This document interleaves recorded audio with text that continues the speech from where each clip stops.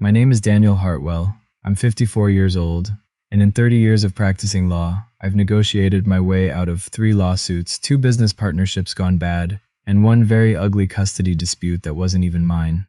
But the hardest negotiation of my life happened in a backyard in Charlotte, North Carolina. At my daughter's graduation party, when my son-in-law's mother looked at my wife and told her she didn't belong there. I didn't raise my voice. I didn't argue. I picked up my wife's purse from the patio chair, handed it to her, and we left through the side gate while 60 guests watched us go. My daughter thought I was abandoning her on the best day of her life. Patricia Calloway thought she'd won. Before I tell you what happened in the 8 months after that, I want you to know something about how I was raised, because none of this makes sense without it. I grew up the son of a postal worker in Greensboro. My father carried mail for 31 years in heat that could melt the soles off your shoes, and he never once complained where I could hear him. He used to say, a man's word was the only thing he owned outright. Everything else was rented from the bank. I went to UNC on a partial scholarship and loans I paid off at 38, and I built a small but respected family law practice over 26 years, the kind where people come back for their second divorce and bring their kids in for the first. My wife, Renee, is 52. We met at a continuing legal education seminar of all places, in a hotel conference room with bad coffee and worse lighting, and I asked her to dinner before the second session even started. We've been married 26 years. She taught high school English for 2 decades before she became a court-appointed advocate for kids in custody cases, which tells you everything you need to know about the size of her heart. Our daughter, Madison, is 26. She's sharp and funny and stubborn in a way that makes me proud and exhausted in equal measure. She finished her master's in public health that spring, and I had never seen her work that hard for anything in her life. I want to be fair here because fairness is something I've built a career on. So let me say this plainly. Madison's husband, Tyler, is not a bad man. He's quiet, a little unsure of himself, an engineer who designs water treatment systems and genuinely loves my daughter. The problem was never Tyler. The problem walked in 2 steps behind him the first time he brought her to dinner, in a blazer that cost more than my first car payment, with a smile calibrated for cameras that weren't there. Patricia Calloway ran a boutique real estate brokerage in one of the wealthier suburbs outside the city, the kind that sells houses with names instead of addresses. She was a widow. Tyler's father had passed when he was 17, and she had raised him alone and built something real for herself in the process. I respected that, genuinely. What I didn't respect, what I noticed within the first 10 minutes of meeting her, was the way she sized up our house the moment she walked through the door. Not rudely. Patricia was never rude. She had a gift for saying things that left a mark, without ever raising her voice. The kind of woman who could compliment your kitchen in a way that made you feel poor in it for the rest of the night. It's so charming that you've kept the original cabinets, she said to Renee, touching the oak like it might be load-bearing for her own sense of superiority. Renee, who had refinished those cabinets herself over 2 summers, just smiled and said, "Thank you." My brother-in-law, Frank, pulled me aside in the garage later that night, beer in hand. "Danny, that woman's already decided who's in charge of this family, and it isn't either of us." I told him he was being dramatic. Frank had been saying things like that about every new person in our lives since 1998. I should have listened to him a little more carefully than I did. That was my first mistake. My second came about 4 months later when Madison mentioned, almost in passing, that Patricia had asked Tyler what kind of retirement accounts her father had, what the practice was worth, whether I owned the building it operated out of. I filed it away under things that didn't need a response yet. I was wrong about that too. The 2 years between that first dinner and the wedding were not dramatic. That's the thing people don't understand about how this kind of damage gets done. There's no single moment you can point to. Patricia never insulted Renee directly. She simply forgot to mention things until it was too late to act on them. A bridal shower moved up a week with 2 days' notice. A family photo session Renee learned about because she saw it on Instagram. She had a way of routing every interaction through Tyler, so that Renee and I were always 1 step removed from our own daughter's life, hearing things secondhand, arriving places slightly out of step with everyone else. Renee started doing something I'd never seen her do in 24 years of marriage. She started rehearsing what she was going to say before family gatherings, running lines in the car like she was nervous about a job interview. That was the thing I could never quite forgive. Not what Patricia did to me, I can absorb plenty. But what she did to my wife's confidence, one small erosion at a time. The wedding itself, 18 months before the day I'm telling you about now, was its own kind of education. Patricia's family filled 3/4 of the guest list. The seating chart put Renee and me at a table near the kitchen doors, close enough to hear every dish go up on the pass-through window. During the reception toasts, Patricia spoke for nearly 10 minutes about the Calloway family legacy, about everything she'd sacrificed raising Tyler alone, about the values she'd instilled in him. She mentioned Madison twice, warmly. She did not mention Renee or me at all. I didn't say anything that night.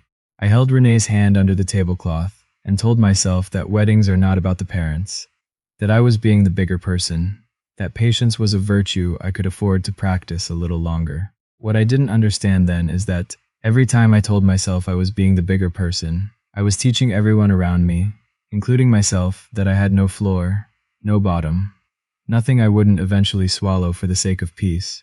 Madison's graduation party was supposed to be a small thing, a backyard gathering at Tyler and Madison's new house, maybe 60 people, caterers handling barbecue, and a rented arch with string lights for photos.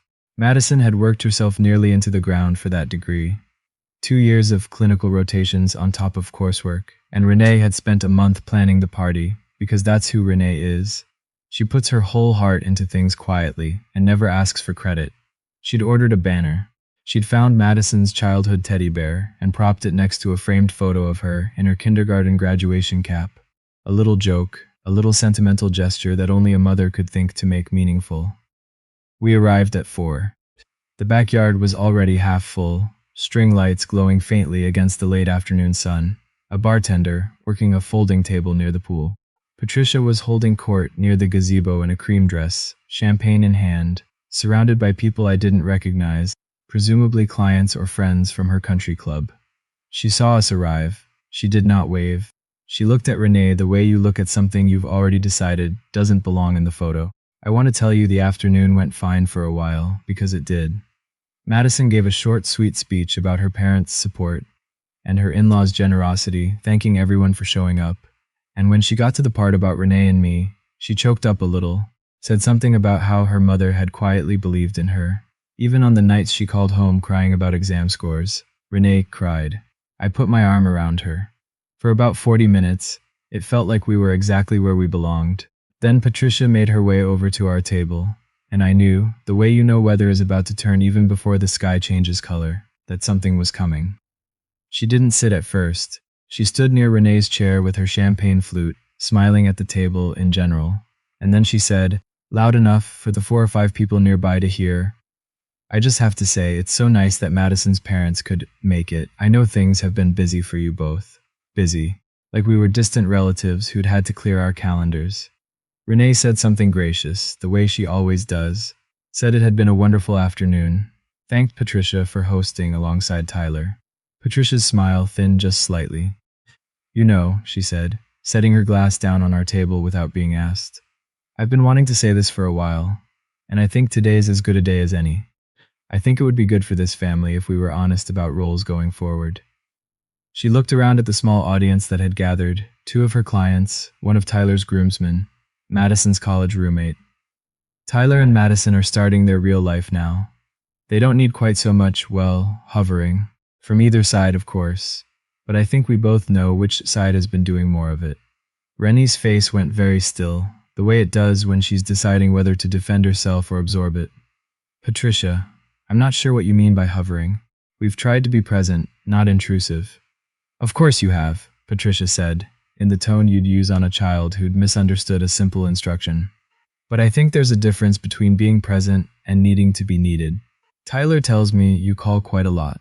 About the house, about decisions, about little things. She let that hang there. A fabrication delivered with the confidence of fact. Because Renee called Madison maybe twice a week. Usually about recipes or with a dog. I set my fork down. Patricia, that's not accurate, and I'd ask you to lower your voice. This isn't the venue for it. She turned to me, and something in her shifted, the polish cracking just slightly at the edges. I'm talking to Renee, Daniel. She looked back at my wife. I think it's important for Madison to build her own home, with her own values, not the ones she was raised with by 2 parents who frankly I think have always been a little too involved in her decisions. The retirement account question, the house down payment, all of it. We all know whose money smoothed things over, don't we? And I think it's created a dynamic that isn't healthy. I felt something cold settle in my chest. We had given Madison and Tyler $10,000 toward their down payment 2 years earlier, privately, quietly, the way Renee's parents had done for us. We had never once mentioned it to anyone outside the four of us. I looked across the yard and found Tyler standing near the drink table, glass halfway to his mouth, frozen, watching his mother say this in front of his wife's parents and a dozen strangers. He did not move. He did not say a word. Renee stood up, the way she does everything, with quiet grace, even when her hands were shaking slightly at her sides. Patricia, maybe we should talk about this another time. Today is about Madison. No, Patricia said, and her voice climbed, no longer pretending to be a private conversation. I'm tired of everyone pretending this is fine. I've watched you two orbit this family for 2 years like you're afraid to let go. And I think today, in front of everyone who loves these kids, is exactly the right time to say it. You need to learn your place in this family going forward, because right now you don't seem to understand what it is. The yard had gone quiet around us in that particular way a crowd goes quiet. 60 conversations dying down to nothing within a few seconds, string lights buzzing faintly overhead, a dog barking somewhere down the block in the sudden silence. Patricia looked at Renee, at the hurt rising plainly on my wife's face, and she said the thing I will never forget, clear enough that I'm certain every single person in that backyard heard it. You don't belong here, Renee. Not the way you think you do. This is Tyler and Madison's family now, not yours. I have stood in courtrooms and watched grown men threaten to ruin each other over custody of children they barely visited. I have negotiated settlements with people who hated me personally. I have never in my professional or personal life wanted to say something as badly as I wanted to say something in that moment, and I didn't. I stood up. I walked around the table to Renee's side. I picked up the cloth napkin from her place setting, more out of instinct than need, and I simply stood beside her for a moment, my hand on her shoulder, while 60 people decided whether to look at us or look away, and most of them chose wrong. Madison was across the yard, near the gazebo, hand over her mouth, looking back and forth between her mother-in-law and her own mother, like she couldn't process what she was seeing. I found Tyler's eyes across the patio. He looked down at his shoes. I held that silence for a long moment, long enough that he eventually looked back up, and I said only, "We'll talk later, son." 4 words, no anger in my voice, just wait. I picked up Renee's purse from the chair, took her hand, and we walked through the side gate to the driveway without another word. I heard Madison call my name once behind us, her voice cracking, and I almost turned around. I didn't. Not because I didn't love her in that moment more than anything in the world, but because I knew if I turned around, I'd have to choose between comforting my daughter and protecting my dignity. And for the first time in my life, I understood that those were not the same thing.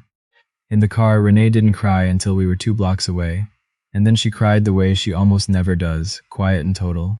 I drove without the radio on. Why didn't she say anything? Renee finally managed, meaning Madison, not Patricia. There wasn't an answer that would have helped, so I didn't try to give one. I just drove, and when we got home I sat with her on the back porch until the sky went dark, and neither of us said much of anything at all. What Renee didn't know that night, what I hadn't told anyone yet, was that 2 months earlier, a friend from law school named Robert Ainsley had called to catch up, and during that call he'd mentioned, almost in passing, that his firm was expanding its real estate litigation practice, and had recently taken on a client dispute involving improper commission practices at several boutique brokerages in the area. He hadn't named names. I hadn't asked him to. It hadn't seemed relevant at the time, just 2 old friends talking shop over the phone on a Tuesday evening. I want to be honest with you. I am not a man who plots. I have built a career and a marriage on the principle that the right thing eventually finds its own footing if you don't get in its way. But sitting on that porch with my wife crying beside me, I thought about that phone call for the first time in a different light. I called Robert 2 days later. I didn't ask him for anything. I told him what had happened at the party, the whole thing, because Robert is the kind of friend you can tell everything to and trust him to do nothing with it that you didn't ask for. He was quiet for a moment. "Danny, I'm not going to pretend I don't know exactly who you're talking about. Patricia Calloway's name has come up in that litigation review I mentioned. Nothing criminal, Nothing dramatic, just some questions about disclosure practices on a few high-value listings. It's the kind of thing that usually gets resolved quietly, with a settlement and a slap on the wrist. A pause. What do you want me to do with that, Danny? I told him I didn't want him to do anything he wasn't already doing. I told him I just needed him to stop being careful about keeping me out of it the way he'd been doing as a courtesy. I'm not asking you to hurt her, I said. I'm asking you to let the process happen the way it would happen to anyone else, without me asking you for any favors to slow it down. Robert understood exactly what I meant, because we'd been doing this work long enough to speak in shorthand. Understood, he said. That was all. Tyler called the next night. His voice had the careful evenness of someone reciting a script he didn't fully believe. Dad, he started, and I let that land, because he'd never called me that before. I think we need to talk about what happened. I told him I was listening. Mom was under a lot of stress. The wedding planning for my cousin, the market's been tough on her business. She didn't mean it, the way it came out. She wants to apologize to Mom. I didn't say anything for a moment. Tyler, your mother told my wife she didn't belong in your family, in front of 60 people, at our daughter's graduation party, and you stood there. The silence on the other end told me I'd landed exactly where I needed to. I know, he said finally quietly. I need you to understand that before we talk about your mother's intentions, I said. I need you to sit with what you did and didn't do today. That's not fair. It's very fair. Call me when you're ready to talk about that part, not before. I hung up. Madison texted that night, and again the next morning, and I let most of it go unanswered for a day, which was harder than anything I've done in 26 years of marriage. When I finally called her back, her voice was raw. Dad, how could you just leave? You embarrassed me in front of everyone. I told her the truth. Madison, your mother was humiliated in front of everyone first. I didn't embarrass you. I protected the only thing I had left to offer in that moment, which was my dignity and your mother's. I'm sorry the timing of that protection didn't fit the day you'd planned. I am not sorry that I did it. She didn't have a response to that right away. Before we hung up, I told her one more thing. I love you completely, and none of what's happening between your mother-in-law and me changes that for 1 second. But I need you to think hard about what you saw in that backyard, and what your silence and Tyler's silence said about where things stand. That's not a punishment. That's just the truth, and you're old enough now to sit with it. The weeks that followed were quiet in the specific way that things go quiet after something irreversible happens. Patricia didn't call. Tyler called twice more, each time circling around an apology that never quite arrived at the center of the thing. Madison came by the house alone on a Thursday evening, sat at our kitchen table, and cried for the better part of an hour, not defending Patricia exactly, but caught in the impossible position of loving two families that suddenly couldn't occupy the same room. Renee held her the way she's held her since she was an infant, and I sat across the table and let my daughter finally say out loud what she'd clearly been carrying since the moment it happened. I should have said something. I just froze. I didn't know what to do. I told her that not knowing what to do in the moment is human. What mattered now was what she did with the months that followed. 3 weeks after the party, Robert called again. The disclosure review involving Patricia's brokerage had moved forward.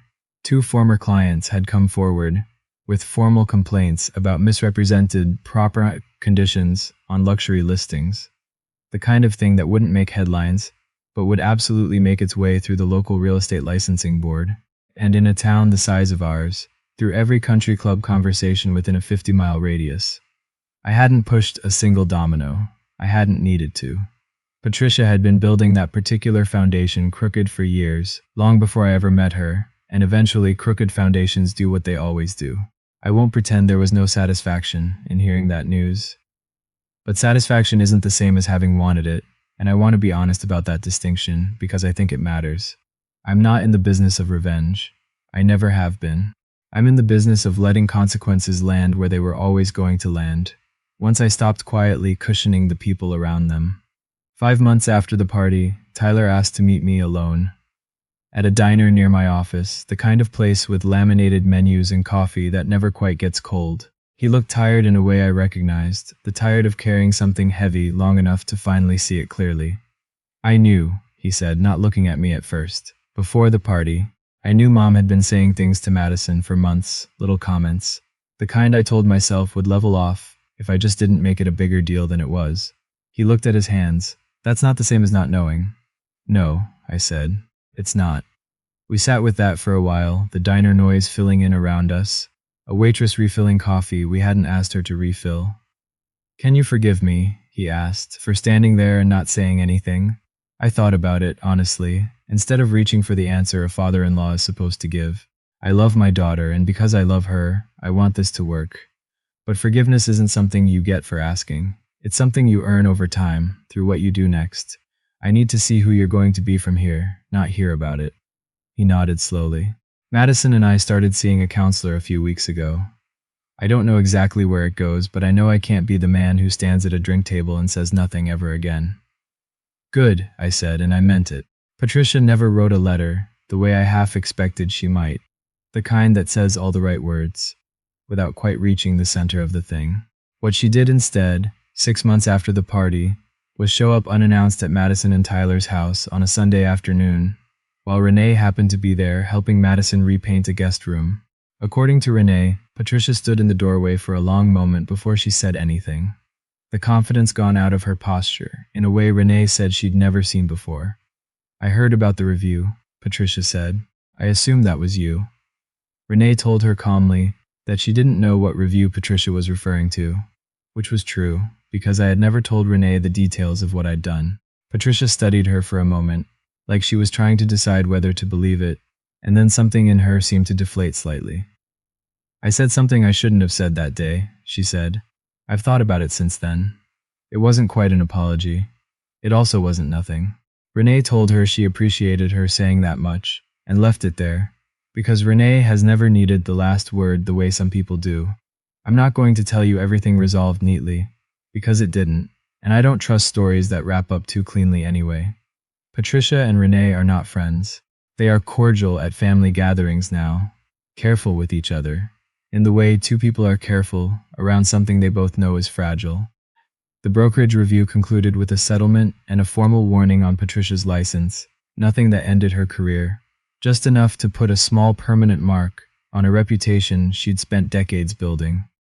I never told her I had anything to do with how that played out, and she's never directly asked me, though I think on some level she suspects, and I've found I don't particularly mind that she does. What changed, the thing I actually care about, is Madison.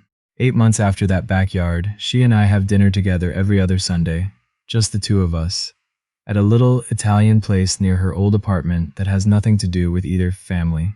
We talk about her work, about the cases she's seeing in the clinic now, about nothing in particular sometimes, and that's enough. She told me a few weeks ago, over a plate of pasta neither of us had finished, that she finally understood why I'd walked out that day instead of arguing. I used to think you just left because you couldn't handle it, she said. Now I think you left because you could handle it, just not the way everyone expected you to. I didn't say much back. I didn't need to. Renee's different now too, in ways that are hard to describe precisely but easy to feel. She doesn't rehearse her sentences in the car anymore before family things. She laughs louder at dinner parties. The woman who used to apologize for taking up space at her own daughter's table has been replaced, slowly, by the woman I married 26 years ago, the one who used to argue with professors in graduate seminars just because she thought they were wrong. People sometimes ask me why I didn't say something in that backyard when Patricia said what she said. They usually mean it as a kind of gentle criticism, like I owed the moment more fire than I gave it.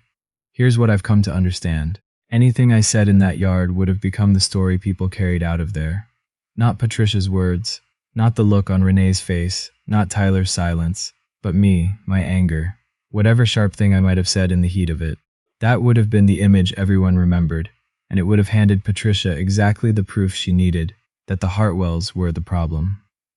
So I picked up my wife's purse, and I walked out carrying the one thing nobody in that yard could take from me, unless I handed it over myself. But I want to be honest about something else, because I think it matters more than the part where I stayed calm. The silence I chose in that backyard was not the same silence I'd been choosing for 2 years before it. Those are different things entirely. 2 years of letting comments slide, of telling myself I was being the bigger person, of watching my wife shrink a little at a time and calling it patience. That silence cost us. It cost Renee her ease in rooms she had every right to feel at home in. The silence in that backyard was a choice made with everything I had behind it. The silence before it was something closer to a failure of nerve, wearing patience as a disguise.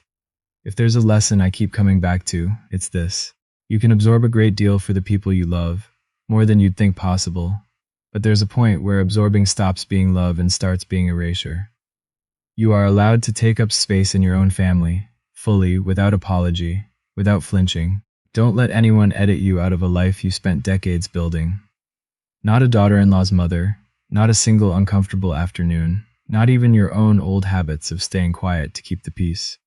Last Sunday, Madison brought up the party for the first time without either of us forcing the conversation toward it. We were splitting a tiramisu, the way we always do, and she set her fork down and looked at me for a second was longer than usual. Dad, that day you took Mom's hand and just walked out. I've thought about it probably 200 times since then. I thought I knew what kind of person handled conflict the right way. I had this whole idea of what standing up for someone was supposed to look like. She looked at the table. Then I watched you leave that yard without raising your voice once, and I realized I had no idea what it actually takes to do that. I told her I knew exactly what she meant, because I hadn't known either, not really. Not until I was standing in that yard with my wife's hand in mine, and every instinct in me screaming to do something louder than what I did. We finished the tiramisu. We paid the check and walked out into a cool evening together. Two people who still have a long way to go, and finally enough honesty between them to make the trip worth taking.